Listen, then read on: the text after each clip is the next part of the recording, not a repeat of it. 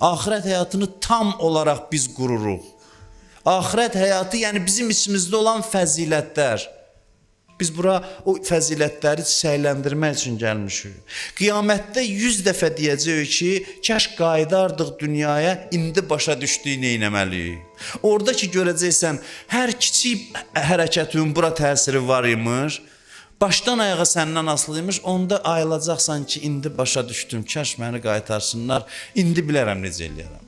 Onda insan başına döyür.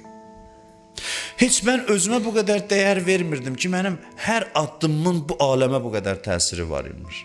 Biz orada onu başa düşəcəyik.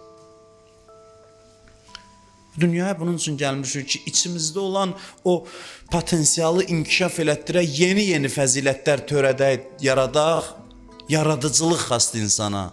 İnsan bunun üçün dünyaya gəlib.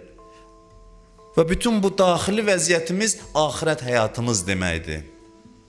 Amma biz gəlmişik müşkül həll eləmək istəyir. Ancaq dünyada filan çətinliyim var, filan müşkülüm var. Elə bilirik ki, bu müşküllər həll eləməkdir bizim nəhayət məqsədimiz. Təbii ki, bir daha deyirəm, insan dünyadakı çətinliklərini həll eləməlidir. Amma ki, o çətinlikləri həll eləmə prosesi özü də axirəti qurmaq üçündür. Yenə də gedib bir ucu axirətə çıxmalıdır, Allahın rizasına bağlanmalıdır.